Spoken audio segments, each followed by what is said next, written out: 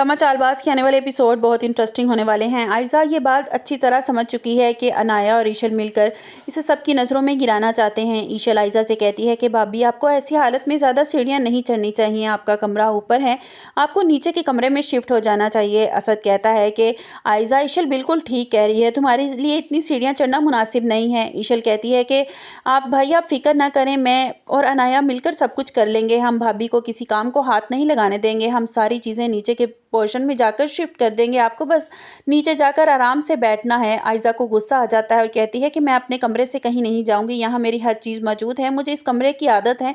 असद कहता है कि ईशल बिल्कुल ठीक कह रही है, तुम्हें इसकी बात माननी चाहिए। असद वहाँ से चला जाता है। ईशल आयज़ा के कबर्ड में से आयज़ा के कपड़े निकालना शुरू कर दे। ईशल कहती है कि देखा मैंने किस तरह आपको आपके कमरे से बेदखल कर दिया, आप मुझे आशिर की ज़िंदगी से निकालना चाहती थी ना, अब आगे देखिएगा मैं आपके साथ क्या करती हूँ। आयज़ा को गुस्सा आ जाता है, वो ईशल के मुंह पर जोरदार थप्पड़ मारती है। ये सब कुछ आशिर देख लेता है। आशिर आयज़ा के पास आता है और कहता है कि ईशल जब मुझे आपके बारे में कोई बात करती थी ना भाभी, तो मैं कभी इसकी बात पर यकीन नहीं करता था, आज मैंने अपनी आंखों से देख लिया कि आप इसके साथ क्या सलूक करती हैं। ईशल आपसे छोटी है, लेकिन हमारे घर का ये दस्तूर नहीं है कि बड़े छोटों पर हाथ उठाएं, आपकी वजह से मुझे बहुत तकलीफ पहुंची है। आयज़ा कहती है तुम नहीं जानते कि मुझसे किस तरह बदतमीजी कर रही थी। आशिर कहता है कि मैं ईशल को अच्छी तरह जानता हूँ और मैंने सुन लिया था ये आपसे क्या बात कर रही थी। आयज़ा कहती है हाँ, तुम तो अपनी बीवी की तरफदारी करोगे ना। आशिर ईशल का हाथ पकड़ता है और कमरे से बाहर ले जाता है। ईशल रोना शुरू कर देती है और कहती है कि असद मैंने तो सिर्फ इनसे इतना कहा था कि नीचे के कमरे में शिफ्ट हो जाएं, उनका बार बार सीढ़ियां चढ़ना मुनासिब नहीं है। उन्हें ये बात इतनी बुरी लगी कि उन्होंने मेरे मुंह पर थप्पड़ मार दिया। आशिर ईशल को प्यार से समझाने की कोशिश करता है कि मैं जानता हूँ तुम इस घर में तुम अपने घर में बहुत लाड प्यार से पली हो और मेरी खातिर तुम्हें इतना कुछ बर्दाश्त करना पड़ रहा है, लेकिन आज मैं भाभी की वजह से बहुत माजरत चाहता हूँ। ईशल कहती है कि आपको मेरे लिए स्टैंड ले पाओगे, अपने बाबा से बात कर पाओगे। मैंने तो आपको हर मर्तबा हर ज्यादती पर चुप करके नजरें झुकाते हुए देखा है। हाशिर कहता है कि मैं इस बारे में बाबा से ज़रूर बात करूंगा।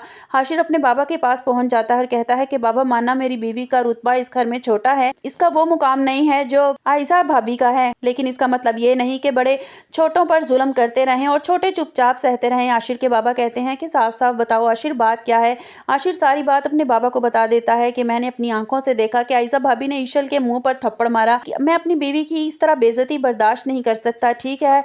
आशिर के बाबा असद के कमरे में पहुंच जाते हैं और आयज़ा से कहते हैं कि आयज़ा माना कि तुम्हारी तबीयत खराब है, लेकिन तुम्हें तो हमेशा छोटे बड़ों का लिहाज करते हुए देखा है, उनकी इज्जत करते हुए देखा है, अब तुम्हें क्या हो गया है। मुझे तो बहुत शर्मिंदगी हुई जब आशिर ने मुझे बताया कि तुमने ईशल के मुंह पर थप्पड़ मारा है। ये क्या तरीका है छोटों से बात करने का। आयज़ा कहती है कि मुझे माफ़ी मांगती हूँ, मुझे पता नहीं क्या हो गया था, मुझे गुस्सा आ गया था और वो मुझे मेरे कमरे से निकालना चाहती थी।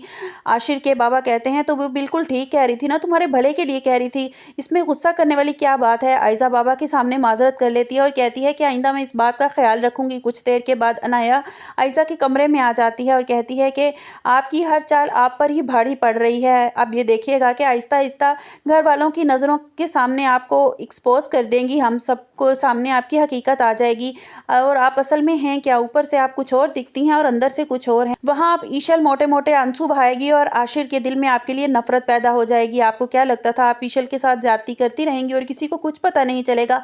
आयज़ा गुस्से में कहती है कि तुम दोनों ने मिलकर जो मुझे सबकी नज़रों में जलील करना चाह रही हो ना, मुझे रुस्वा करना चाह रही हो, तुम लोग मेरा कुछ नहीं बिगाड़ पाओगी। अनाया आयज़ा से कहती है कि मुझे तो लगता है कि आप कुछ दिन अम्मी की तरफ चले जाना चाहिए, मैं असद भाई से बात करती हूँ कि आपकी तबीयत ठीक नहीं है, आपको कुछ दिन के लिए अम्मी की तरफ भेज दें, वहाँ आप कुछ दिन रेस्ट करेंगी ना तो बिल्कुल ठीक हो जाएंगी। अनाया असद से कहती है कि भाई आप कुछ दिन के लिए आयज़ा आप ही को अम्मी के घर भिजवा दें। असद भी इस बात से सहमत होता है और कहता है कि तुम बिल्कुल ठीक कह रही हो, घर में जिस तरह का माहौल है मुझे लगता है आयज़ा को कुछ दिन के लिए घर से चले जाना चाहिए। आयज़ा अपनी अम्मी के घर जाने के लिए तैयार हो जाती है, लेकिन जैसे ही वो घर से बाहर निकलने लगती है ईशल आ जाती है और ईशल कहती है कि आपको बिल्कुल फिक्र करने की ज़रूरत नहीं है, मैं यहाँ आपकी कमी किसी को महसूस नहीं होने दूंगी, मैं आपकी जगह लेने के लिए यहाँ तैयार हूँ। आयज़ा गुस्से में कहती है कि तुम मेरी जगह कभी नहीं ले सकती। ईशल कहती है कि बस आप देखती जाएं कि मैं आपके साथ करती क्या हूँ, अभी तो सिर्फ शुरुआत है, कि मैंने सिर्फ ट्रेलर दिखाया है, अभी तो पूरी फिल्म चलना बाकी है। आप खुद को बड़ी चालाक समझती हैं, आपको क्या लगता है कि आप मुझे अनाया की तरह अपनी उंगलियों पर नचाती रहेंगी और मैं नाचती रहूंगी, लेकिन ऐसा हरगिज़ नहीं होगा। मैं आपकी साजिशों में आपको कभी कामयाब नहीं होने दूंगी। आपको हमारी वीडियो कैसी लगी कमेंट्स बॉक्स में अपनी राय का इजहार कीजिएगा और लाइक और सब्सक्राइब कीजिएगा।